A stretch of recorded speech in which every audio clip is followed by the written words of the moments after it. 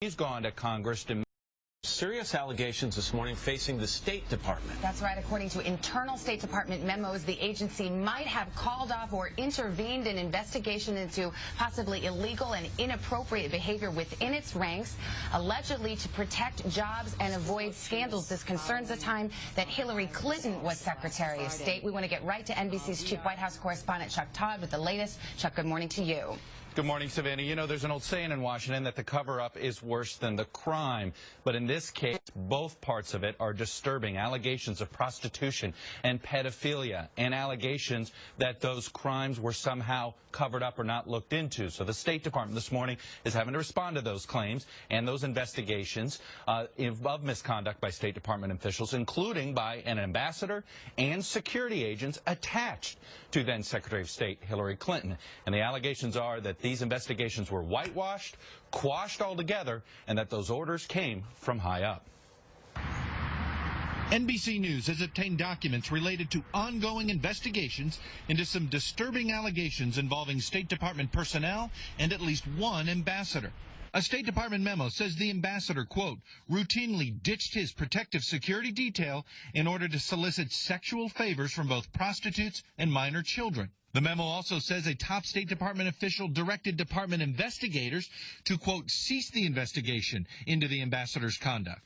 It's just one of what another document describes as, quote, several examples of undue influence from top state officials.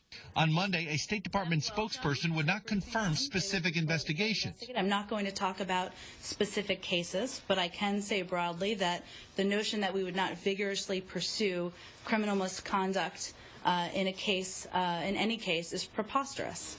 A former investigator for the department's inspector general has complained to Congress and the media that the investigations have not been thorough because of the pressure from those high-level officials. We take every allegation of misconduct seriously, and we look into it. It was less than 6 months ago that another major internal investigation painted Hillary Clinton's State Department in a negative light.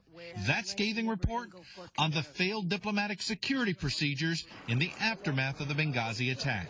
What difference at this point does it make? It is our job to figure out what happened and do everything we can. As we noted, the whistleblower in this case, a member of the Inspector General investigative team at the State Department, she's gone to Congress demanding an investigation, and it's our understanding Congressman Ed Royce, the leading Republican in House Foreign Relations, says he does plan on having an investigation, and no doubt hearings are probably going to come soon as well, Savannah. But Chuck, where are we on this? Is at this point just allegations from one whistleblower? Have they been substantiated in any way?